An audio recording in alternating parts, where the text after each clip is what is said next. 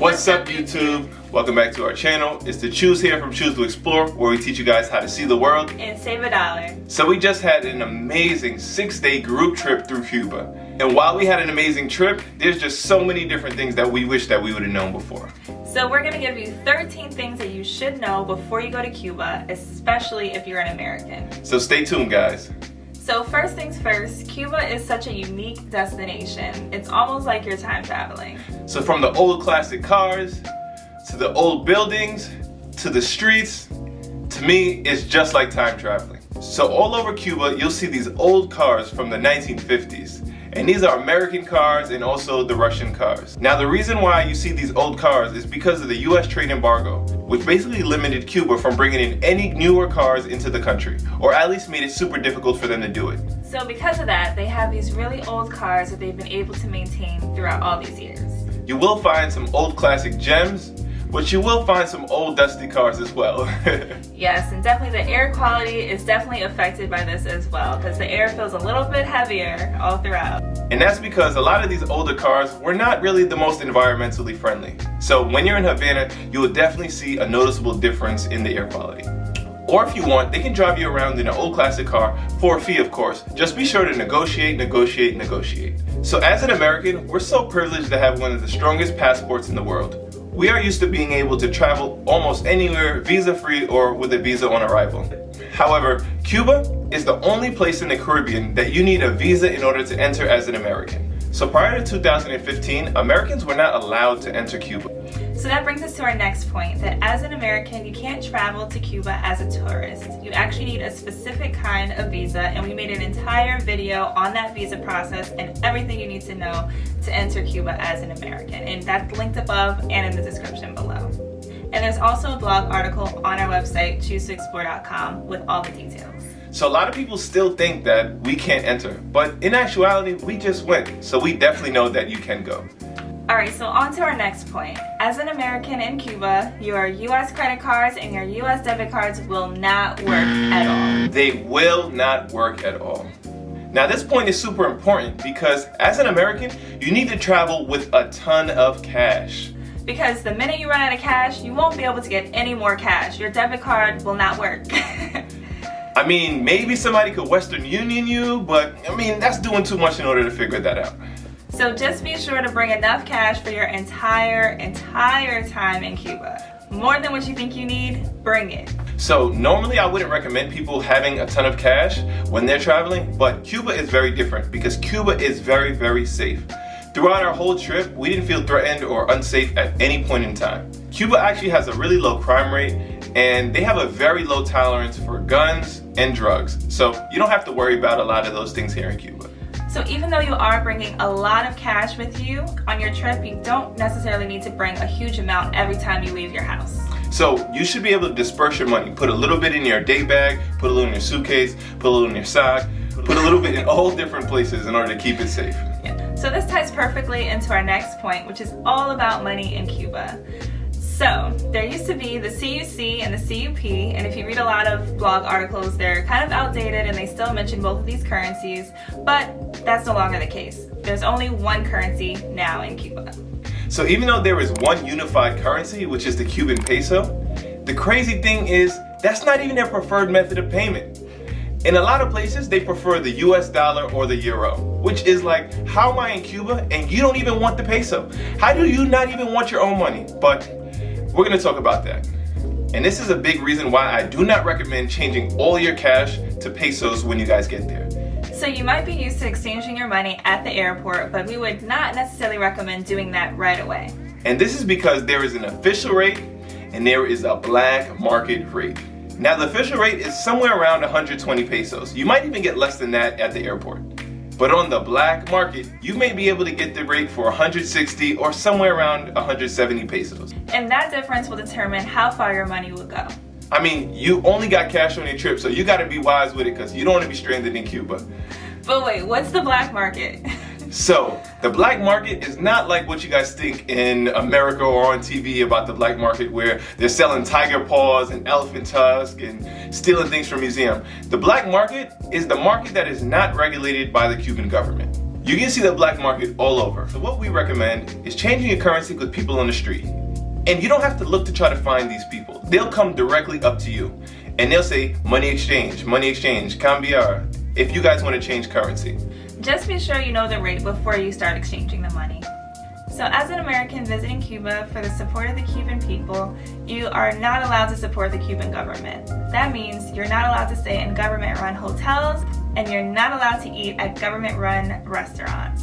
So where can you stay? You're going to be able to stay in something called a Casa Particular. Now what is a Casa Particular? That is a local's home. So there's many different Casa Particulares, and you can either stay in your own space that is rented out by a local, or you could be in a shared space with a local Cuban as well. So in our last video that shows you how to enter Cuba as an American, we give you all the details on how to book your Casa Particular. And in our Explore Cuba travel guide that's linked in the description below, there's a long list of Casa Particulares that we recommend throughout Cuba, throughout the different regions and cities. So check that out. Now your Casa Particular host will be one of your best resources throughout your time in Cuba. They'll be able to give you a lot of local recommendations on places to eat, what to do, events going on, and so many other things. And let's say you're not comfortable with exchanging your money on the street, you can always go to your Casa Particular and they will usually exchange the money for you. Just make sure you're getting a good rate. At this time, January 2023, it is $1 160 Cuban pesos. Now the next thing that I found shocking in Cuba is you are literally disconnected from everything. So what that means is that your phone is not going to work and Wi-Fi is not readily accessible. So one of our guys told us that Wi-Fi was not readily accessible until 2015 in Cuba. And it was only in the Wi-Fi parks. Now in 2023, Wi-Fi is more readily accessible, but not like what you're used to.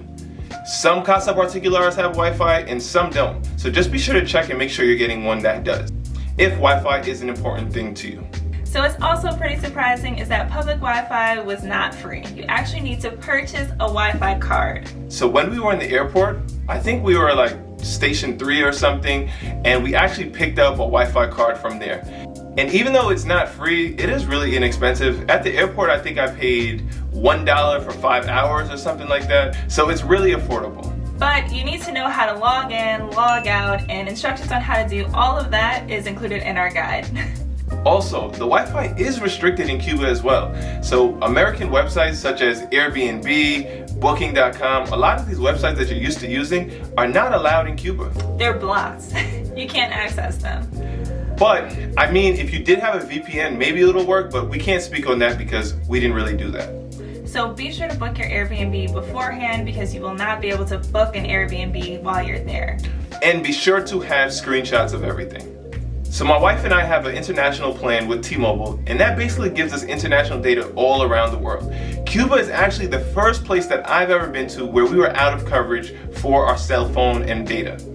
So it did feel kind of good to be disconnected from everything, and we honestly weren't even looking for those Wi-Fi hotspots. But I did actually find one when I was in Trinidad at La Casa de la Música. So if you do need Wi-Fi in Trinidad, I would check that place out. And also be sure you know how to find your way back to your Casa Particular. So before you even go to Cuba or whenever you do have Wi-Fi access, download the Google Maps before. Do the offline download. Big gem. Next point is one of the most important points in Cuba. We're gonna talk about food. So honestly, finding food, good food in Cuba was a big struggle for us. A lot of this is due to the rationing system in Cuba where they're only given certain types and amounts of food. So if you do ever find some other meats, it's usually from the black market. Also, Cuba was super unique because you go into restaurants and they don't give you a menu. They literally come to you and say what they have today. And even if there is a menu there and there's a lot of options shown on the menu, they probably don't have it. They probably will not have it, and you just need to ask them, what do they have today? And in our guide, you'll find a lot of food recommendations throughout the different cities in Cuba. One time we even found lobster in Cuba. You're gonna wanna know where these places are. Also, going to Cuba and having different dietary restrictions might be difficult because once again, you get what they have. So one time we did go to a restaurant and the only option they had was pork. Which I personally really liked, but my wife is basically a vegetarian when she travels abroad, so it's really hard to try to find restaurants that could accommodate the both of us. And one thing that really surprised me is in America, you go to a Cuban restaurant and they have tons of different flavors and seasonings. I love Cuban food in America. So if you just walk into a random restaurant, they might not have seasonings. And a lot of times they season their food with just salt. Even pizza. Yes, we even had some salty pizza. Also, fresh fruits and fresh vegetables were kind of hard to find. So a lot of times if you did find vegetables, they were usually pickled. A big staple in Cuban food is rice and beans. If you don't go to the right restaurants, you'll have the fresh rice and peas mixed with the leftover rice and peas. And you get some mushiness and some staleness together, and it is not a great experience. So the next point that surprised us is that when you go to a public restroom, there is not always toilet paper available. So you should definitely bring your own. And this surprised us so much that we asked people about it. And a lot of people said they just don't have it. So what I would recommend is bring your own toilet paper, but also bring some for the locals as well.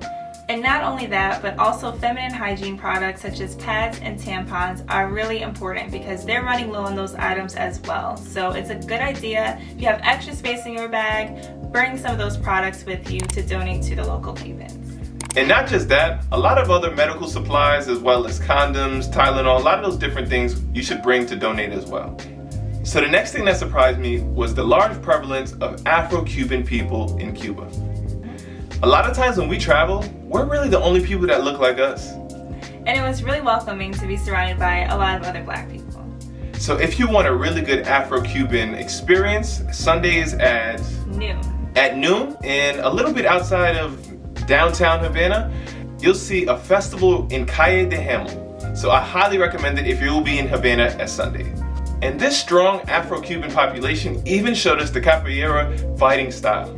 Now, growing up, I used to play Tekken, and if y'all know Tekken, y'all know my boy Eddie. And Eddie used to go crazy flipping around. It was the only black dude in Tekken with the dread, so I always wanted to be Eddie. So to see that in person, outside of Brazil, we haven't went there yet, but it's high on our list, so stay tuned because we might be there, was mind-boggling just to see and experience. So that was really cool. However, transportation outside of Havana can be very, very costly. Yes, definitely. If you're going from city to city, it can cost you a bit. A saving grace for us was that we traveled as a group of 6. And the reason why transportation is so expensive is, remember, they have cars from the 1950s, so they're not energy or gas efficient. And what I didn't realize is just how big Cuba is. Cuba is actually the biggest island in the Caribbean. So transportation to other cities will be very expensive. And we traveled to Trinidad as well as Vinales. But there are ways to make transportation a lot cheaper, even if you're solo or in a group of 2. And you can find those details in our guide. So you'll find all the details on the drivers who gave us really great rates, as well as other modes of transportation that you can try out as well. So a big reason why Americans go to Cuba is for the Cuban cigars. But don't get in trouble at the airport trying to go overboard. Officially, you can only bring $100 in cigars and rum from Cuba into the US. And that's for personal use, not for resale, as that's not allowed. One thing that I do recommend, instead of buying cigars from the street vendors or the state shops, is to go to a day trip to Vinales. Now, Vinales is where the farmers actually grow, process, and make those Cuban cigars that are world famous. And we had an amazing time there with our local guide. And you can check out the video on our experience linked above or in the description. One thing that was really heartbreaking about that is 90% of the cigars that they make has to go back to the Cuban government. Only 10% of the cigars that they make, they're allowed to keep to sell. So that's why it's so important that you go there and get it directly from the farmers. And the next point that I found super surprising was that there are so many people in Cuba who work outside of their field. Cuba actually has the highest doctor to patient ratio in the entire world. And there are so many doctors in Cuba that over 30,000 of them are sent abroad to work in other areas around the world.